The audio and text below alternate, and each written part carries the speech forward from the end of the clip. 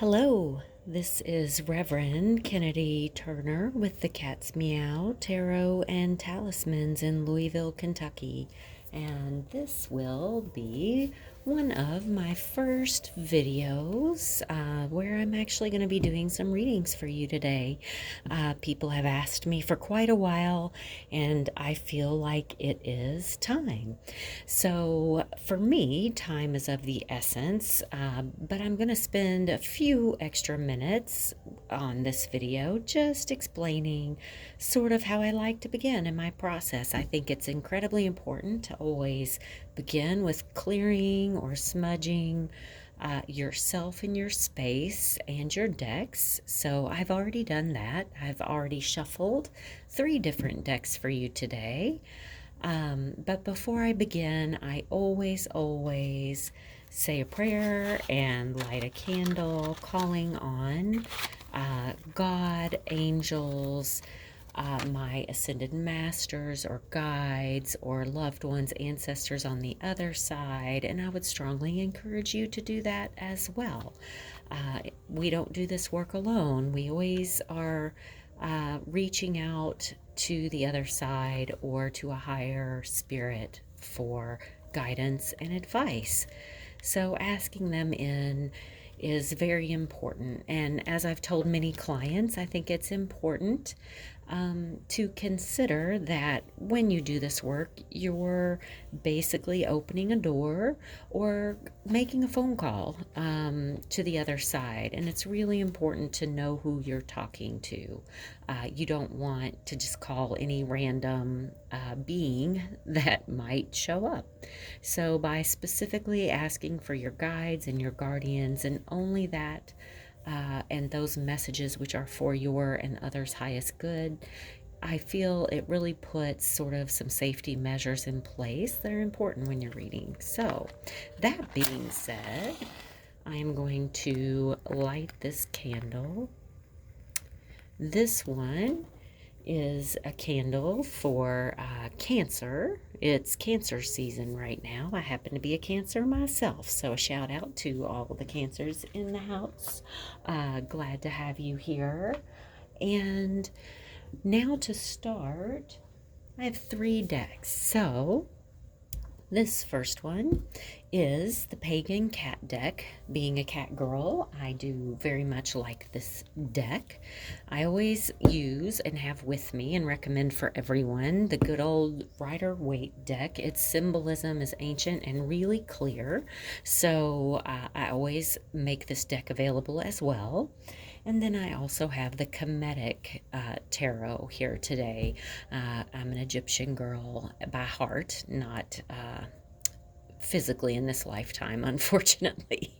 But I have been to visit Egypt, and it's an amazing place. So if you ever have an opportunity to go, I would suggest you do that. So, how I would like to begin with this, I always call on one of my guides. This is Bastet, the cat goddess of Egypt, one of her forms. Here in this particular statue I brought back from Egypt with all the little kittens. I think it's just so nice to think of her as the loving mother and protector. So I always personally call to her, and I would ask you to speak or reach out to whatever God or spirit or angel you feel connected to. This could even just be your higher self, your own subconscious mind, if that resonates more with you. So, looking at the 3 decks that we have here, I would like you first to simply decide which one speaks to you. Which one sort of pulls to you? Are you more attracted to if you were here? Which one would you pick up? Or be most interested in seeing what pictures are within each card? So when you feel like you have sort of a deck that you're drawn to, now focus on a question. It's best if you can sort of narrow this down to an area of your life. Be open, but are you mostly concerned recently with your love life, your relationships with your partner or your friends or your family. And could it possibly be that you're thinking about money, finances, career, your work life, how you might improve that? Do you have a different question entirely? Is it about maybe your health? Is it about your spiritual path? Whatever that question is, hold on to that in your mind. And now I'm just going to turn a card from each deck. And I would like you to specifically focus on the one that you're attracted to. But at the end, we're going to tie this all together because the messages, it's like turning words into sentences and then into paragraphs. You know, we want to go deeper. So, starting with the first card from these decks.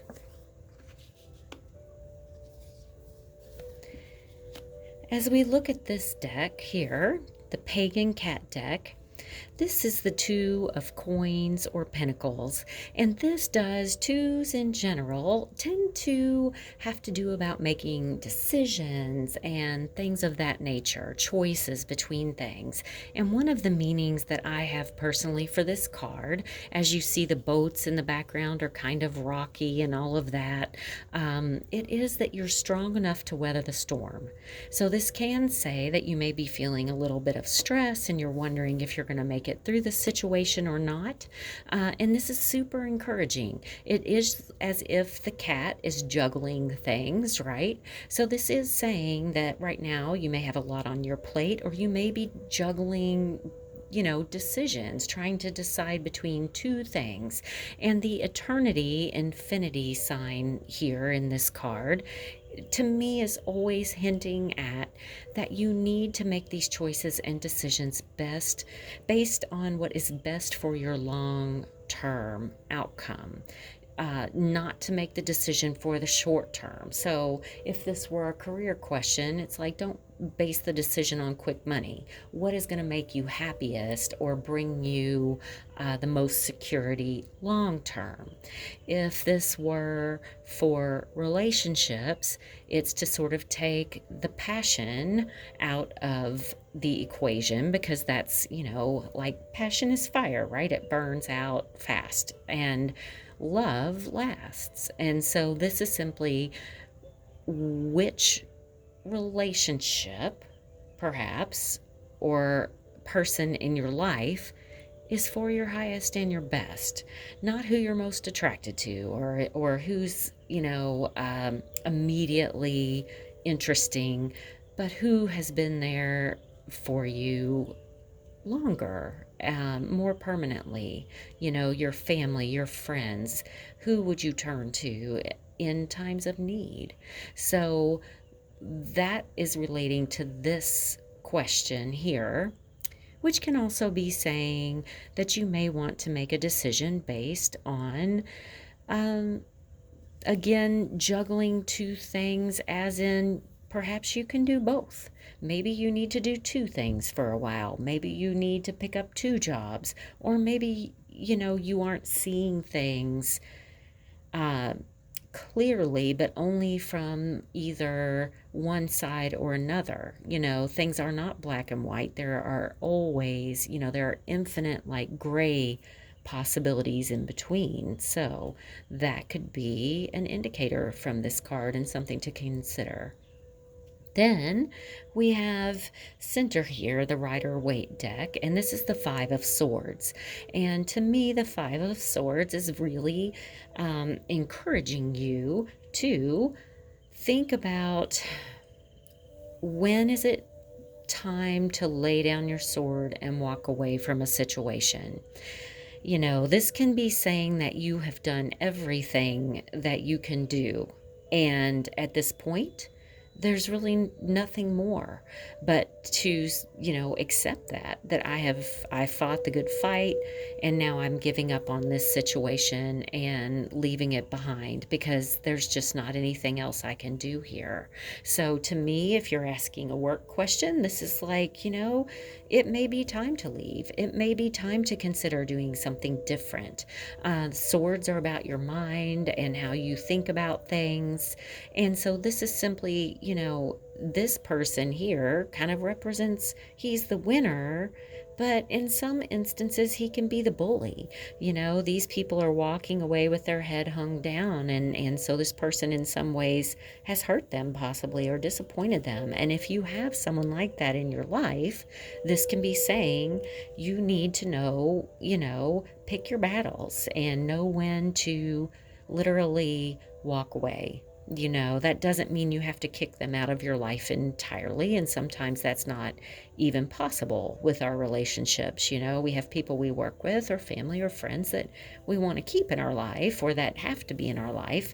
But it doesn't mean that you have to argue with them, or take the bait, in other words. If it makes them feel good to feel like they've won, then let them do that for a while, and go with what is in your heart, for your own highest good, to leave it be. And then this one is the Six of Ankhs, which in the Kemetic Tarot, cups are Ankhs. So this is the Six of Cups, which that suit has to do with your love, your feelings, your emotions. For me now, this is not true of all readers, and I feel one of the most wonderful things about tarot is that no two readers are the same. None of our perspectives are the same. We're all unique, as are you. And so, as you read possibly for yourself or learn more about tarot, I would just encourage you to develop a vocabulary of your own. What do the cards mean to you? That is what is most important. God, the universe, spirit, our loved ones on the other side, all communicate with us in signs and symbols, and that is different to everyone.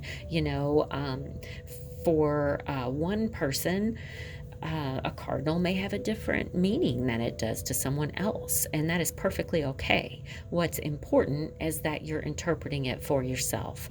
For me, the Six of Cups tends to be about there can be an age difference type of message here. This is the older generation offering love to the younger, and vice versa. So with this card, it does tend to suggest that somehow your subconscious mind is at play. And all of these cards, as I'm looking at them across the board, have water messages as well. And in tarot, water represents the subconscious, right? Your intuition, the spiritual realm. So there may be something that you're not consciously aware of that you're doing that may have, some impact on your circumstances here. This can be saying that you do have the love and support of an older relative, either here in life or on the other side.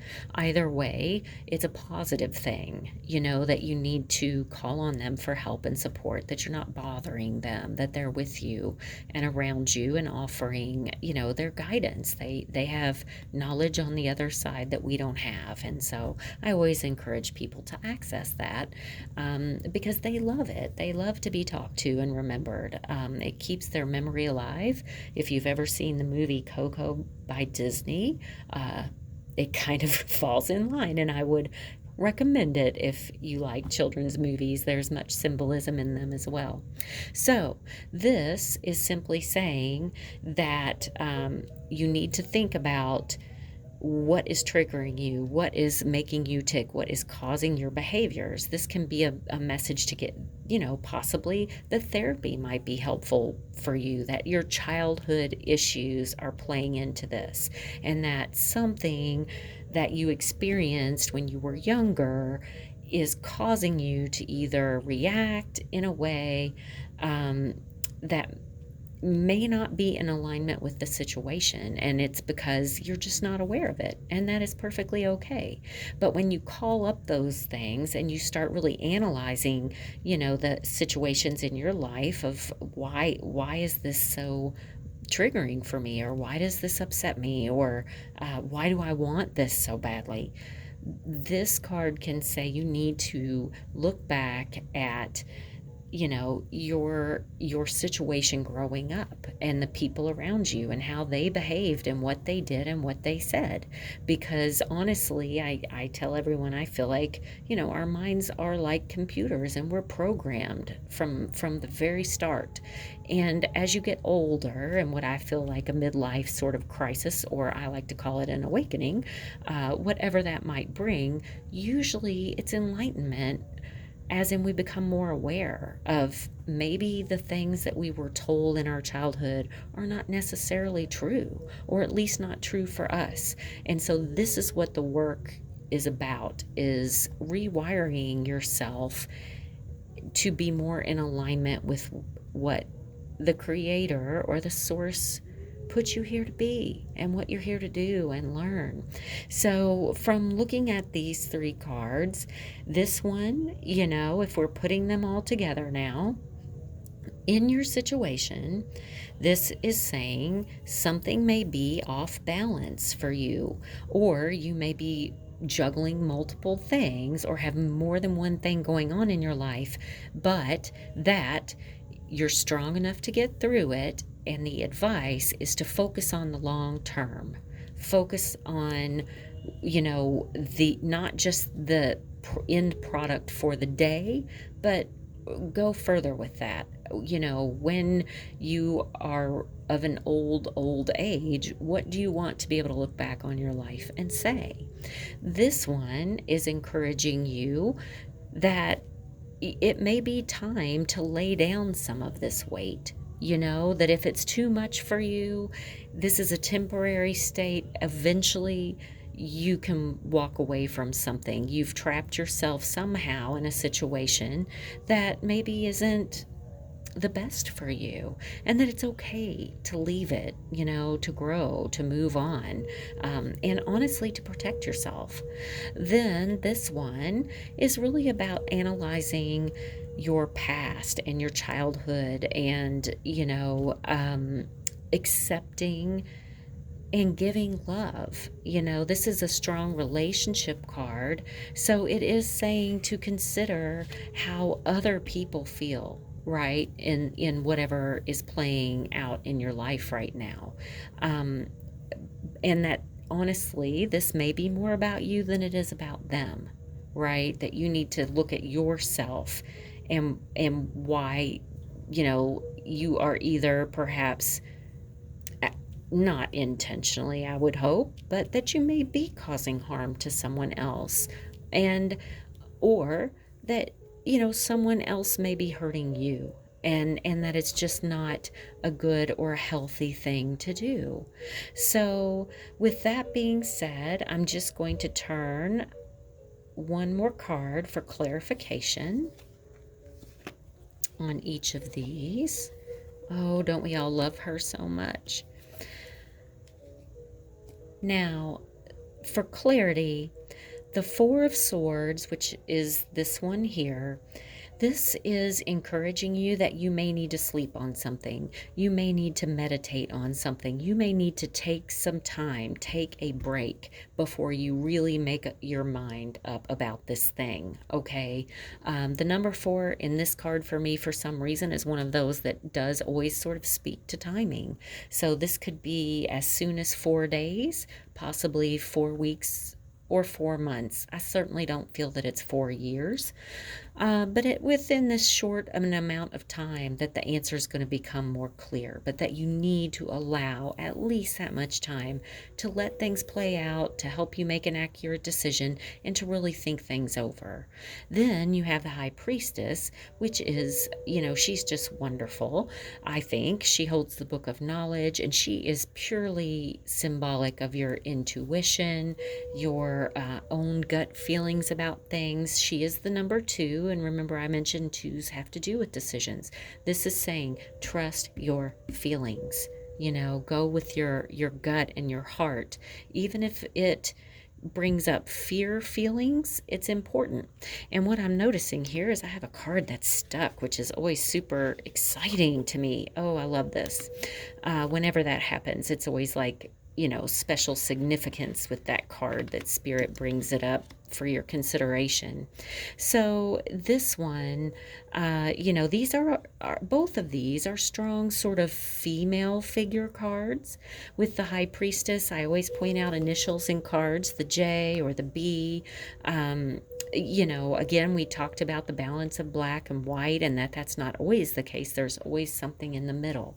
So, the J or the B may play out literally for people. So that could be someone influencing your life, that has those two initials, or could be someone on the other side who's just simply wanting you to know, they're thinking of you. So first, middle, last name, if those have any significance to you, think on that. And then for clarity, which I didn't intend to bring a third card here, but here it is. In tarot for me, again, this is not all readers, but I see 2 cards as being like a blessing on a spread, and this is one.